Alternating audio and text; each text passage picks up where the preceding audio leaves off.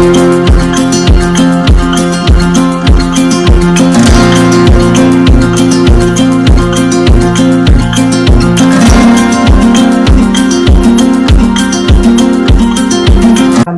everyone. Thank you so much for coming back.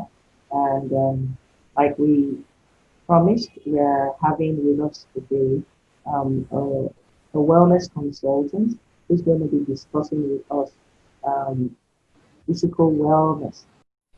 As a dimension of wellness, and he is Adedolamu Sobowale, a wellness consultant and an integrative health enthusiast.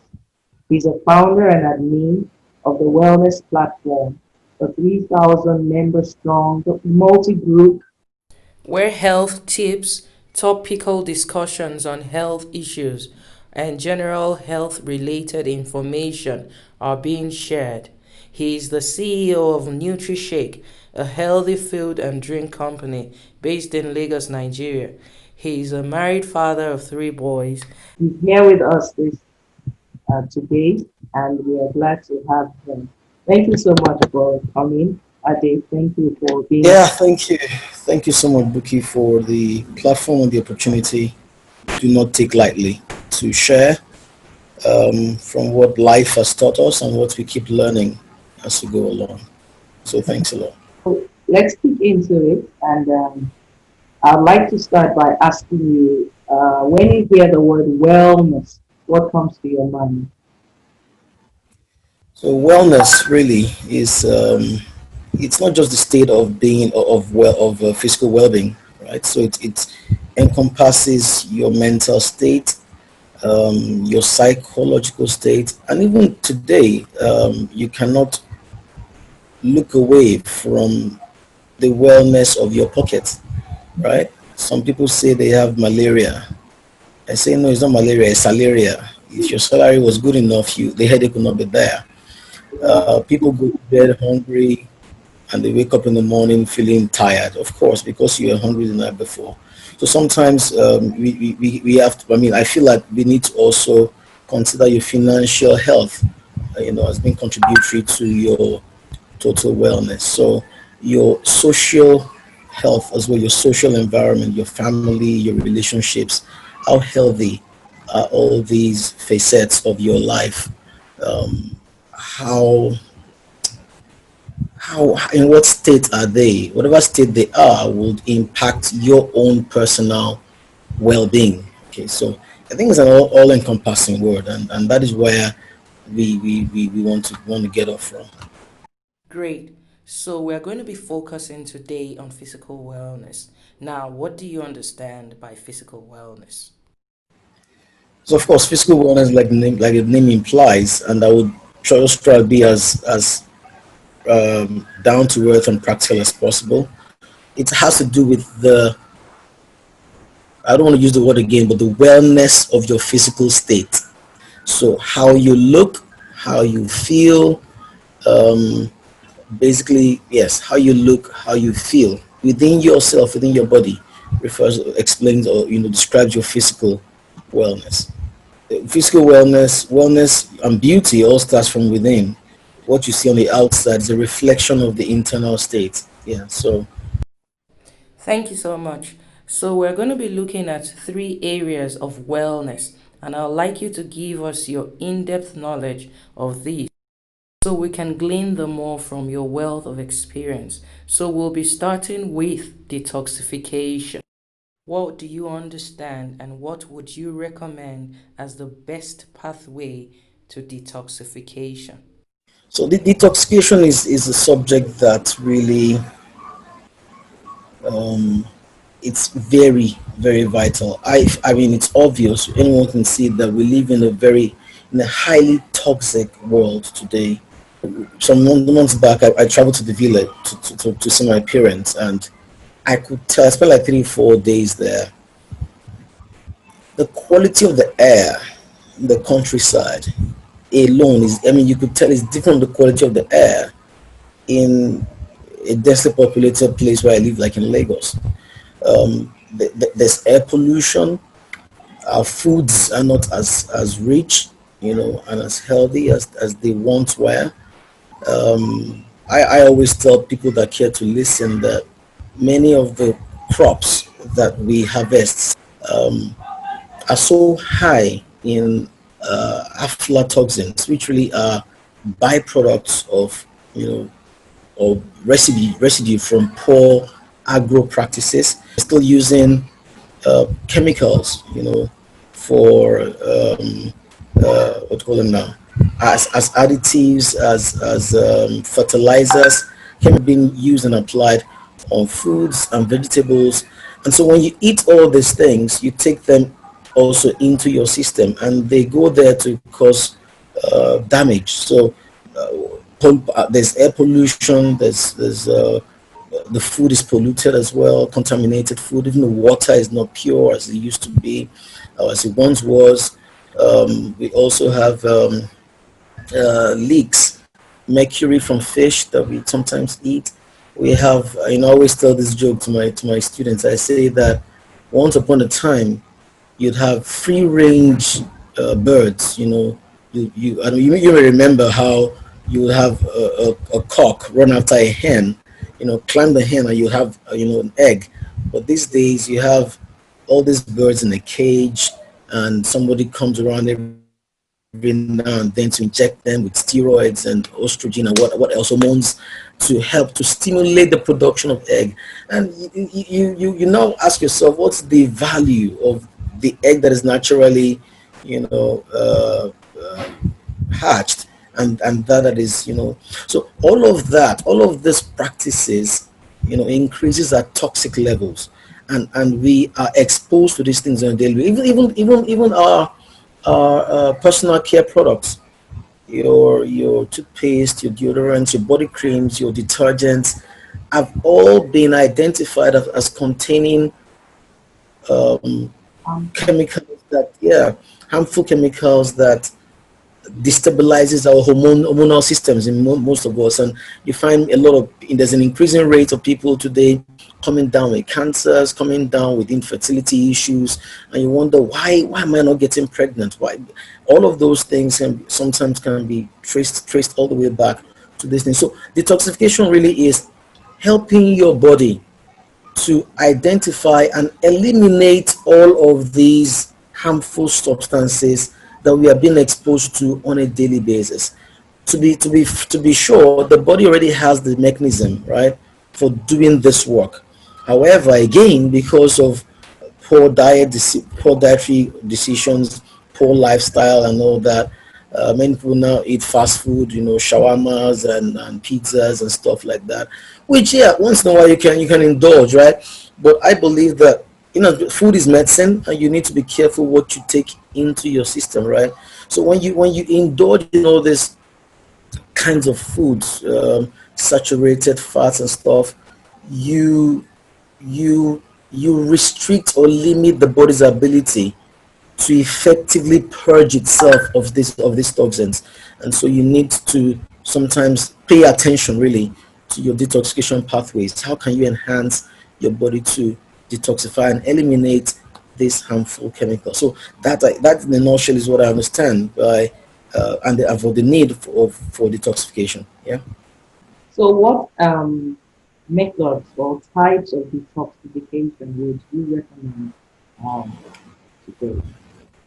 Okay. So when it comes to natural means, um, ways of detoxification, there are many things you could look at, right? Um, for instance, food, definitely, right? So start with nutrition. You have to consciously make a decision to eat whole foods.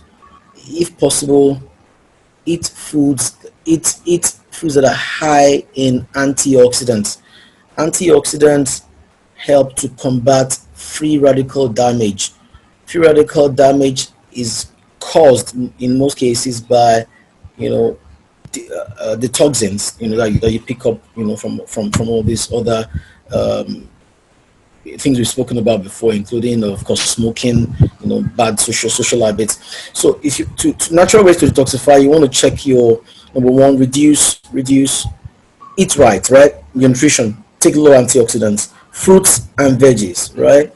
Lycopene, selenium, zinc, vitamins A, C, and E, vitamin D from the sun. All of these antioxidants will help to combat the free radical formation and would help you detoxify. Again, sleep. Consider a good sleep cycle. So when you sleep, your body is able to relax. Your brain releases certain hormones and helps to reset your system. Okay, so that when you wake up, you should feel refreshed and revived. But many people wake up these days with a headache, and you wonder if you ever had any sleep. It's because while you were sleeping, your brain was still active, and because again, all of that can be tied to several other reasons. Did you how late did you have your last meal in the night? You know, your body cycle and all circadian rhythm and all that. So just make sure you get enough sleep. Drink lots of water as well. Drinking water will help the body to flush out toxins as often as you urinate. So you have what we call the detoxification pathways. So your liver, your kidney, your skin, when you sweat, your urinary system, um, your lungs as when you breathe out. All of these are pathways for eliminating toxins from your body. So anything you can do to enhance these functionalities would help and enhance your detox. So sleep, I've mentioned. Reduce also salt in your diet. Reduce salt because salt leads to water retention in the body, and when that happens, it can increase your potassium rating and can affect your heart and do several other things. So reduce salt in your food as well. You also want to talk about exercise. Yes, of course. So when you exercise, say a cardio exercise, you breathe. It enhances your lung function, and that can also help your lymphatic system, the body's lymphatic system, which is like the body's drainage pipe to eliminate toxins. So when you do all these things consciously, you know that you're helping your body to detoxify those injurious or harmful toxins from your system. Yeah. Oh, So those are some things you can do. Something I didn't mention before was the importance of probiotics. So um, your gut, your colon, your digestive system, that is where it's important to keep it in shape. So your gut contains, well, scientists say about 75 to 80% of the cells that make up our immune system, mhm. and it's important to keep your gut flowing so that um, a friend lost a mom some weeks back, and was sharing a story with me how that she came down with colon cancer, no, stomach cancer, right?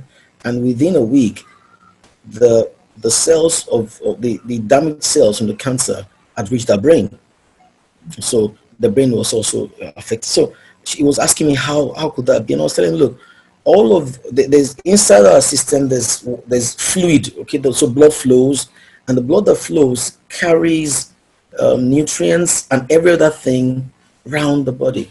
So the fluid in your colon, the fluid in your stomach, the fluid in other places, if the colon and those other areas are not in a healthy state, you stand the risk of suffering what some people call auto intoxication. That is self poisoning your system, such that, so if your colon is not clean, and maybe it's the gut bacteria, the gut flora is not properly balanced. God made the balance to be like 75% good and 25% bad bacteria in a colon, in the gut flora. But again, because of poor dietary choices and lifestyle, for many of us that ratio has been flipped. So now we have 75% bad bacteria and 25% good bacteria. And so we wonder why when you eat, you feel full all of a sudden. You eat and you have, you feel bloated. Yeah, You eat a little, you feel constipated. yeah, You have heartburn. And then instead of dealing with the root cause, which is the gut health, the gut environment, you're going to take antacids and all that, which really is like papering over the cracks. Okay, so if as for a starter to detoxification, I would say yes, drink 7 to 8 bottles or cups of water daily. And I was never a water person, bro. I mean, up until I got married, it was my wife that forced me to drink a lot of water. I just couldn't see why I would be drinking water, right? So it was 12, 13 years ago. I would rather just, to my mind, was like, so I would, to my mind, fluid was good enough, any kind of fluid. So I would rather take juice and water. But I really later came to realize that water is H2O. Yeah. Like, Anything other than H2O is not water. Okay, it's something else. And water has its place in the body. 80% of the body's fluid is made of water, right? So I had to re-educate myself, and I started drinking water. So to help myself doing that, I had to go out to buy a water bottle. So there's anybody listening to me today, and you're not, you don't, you find yourself, you don't find yourself drinking water as you should, I encourage you to get a water bottle. You add that to your what you go around with as daily I don't want to call it furniture, but you get my point, right? Have a water bottle that you can use to measure. So seven cups of water on a daily basis. If possible, you can choose to reduce the salt intake. Instead of salt, use other herbs.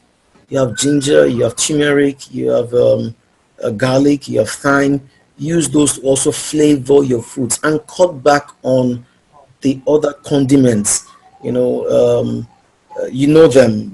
Those are containing MSGs. You know, the Maggies of this world and the Roycos of this world. Cut back on those things because they do harm your body in small measure, right? But over time, the accumulation can be lethal over time. First thing in the morning, or take some probiotic, some natural source of probiotic. The one that comes readily to mind is yogurt. Okay, take, if you can identify a good yogurt or you can make one for yourself, take yogurt every other day. It's a good source of probiotic. I think they call it wara. of milk. The curd of milk, exactly. So produced in a healthy environment, it can also a good source of probiotic. Fill your body with probiotics so that you can rebalance, get the right balance for your gut health. Then make sure you eat fruits and veggies. Now, for many of us, WHO says you take 5 servings a day. I don't know how we manage that. For many people, we don't make that. So what I recommend, and which is why I started off the NutriShake business, is you find a way to blend your fruits and veggies together. That way, it's easier to get along. So a NutriShake, we use fruits, veggies, herbs, spices, and seeds, blend and give you a nice combo of those on a regular, and you'll be fine. You know that at least you've made an effort, and when you need all those antioxidants to your system, you feel the difference. You know, my first son just in a discussion, and he said, Daddy, how come you don't ever seem to fall sick? He said, when was that when you fell sick? I said, well, the last time I took a pill was 13, 14 years ago. He said, how do you do it? I said, well, I understand my body. I eat right. I sleep when I should sleep. I drink the right kinds of water. I take care of myself. I don't need. So I practice as much as possible what I'm preaching. So I take fruits. I take juices. I take smoothies. You know, juices are fine, but smoothies for me are better because juices are more like you've strained the liquid and you've thrown out the with smoothies, you're blending the entire goodies, you're blending everything, the richness is in there. In some cases you even blend the seeds with it, and so it's more enriching. So do not lose out on the valuables of your fruits and veggies by just juicing them. You can blend everything as whole and drink. So if you're new to detoxification, they're what we call detox smoothies. So get spinach leaves, get apples, get maybe even cucumber. or something like that. There's several recipes online. You can research and find something local to your environment, your geography, and come have the combination. Take it every morning. You can go on that for 1 week or something like that, and you will feel the difference because the body will respond to the goodness that you introduce into it. Um, Yeah. Thank you so much for that. In a day, is it just in the morning, or you can Yeah, throughout the day, or you can do it just in the morning. Now, unless you want to go do a detox, so you want to detox, you want to go on a detox program, so you can go yeah, you can have a regimen. Yeah, you can have a regimen. I say detox smoothie in the morning, a protein shake in the evening, another detox smoothie next morning, a protein shake or something like that, and have it as a regimen for not for too long because you also don't want to subject your body to such too much rigor. So ideally, for between 5 and 7, 9 days, tops. So you don't fall below your basal caloric level, for the body. For a woman, it's 1,200 calories. For a man, it can be 1,400 calories. But you need to be sure that you're not falling below that, so you don't get undernourished or malnourished because you're trying to stay healthy. You now cause another problem for yourself. Okay, so all of that is important to consider. Yeah. thank you so very much. I'm sure there have been some notes that have been taken. For exercise, what generally would you recommend for exercise for a beginner, let's say, someone who hasn't been exercising or who's lazy to exercise? Something, because what I like to focus on is something that is doable and is doable for long, because Mhm. a lot of the times we do things that we just manage to do. And then after like 2 days, 3 days, we're off it and we're Fall done. off again. It's something that is sustainable. Yeah. What would you recommend for that? So apart from what it is, the other point to mention will be how. Yeah. Sometimes the how it can be as relevant or as important as the what. So let's start from the how. For the how, I would suggest that this is a technology driven world now, right? So you have apps, okay, for many things. So there are apps also to help keep you on track of your fitness goal. Okay, so you can download some apps on your phone that could prompt you, remind you. You know, there are technologies that people now wear on their wrists and wear as watches that take different. So invest in all of these technologies as well to help yours to help keep you in line. Okay, then the what.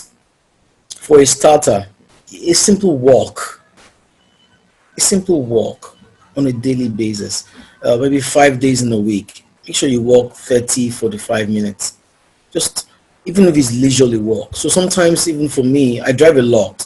Sometimes when I get home, I park the car and I hit the street because I need to walk. I've been driving all day. Mm, Driving doesn't help me. Okay, there was a time before the lockdown. All of a sudden I started having severe lower back pain, mm, also severe, um, and I didn't know what to do.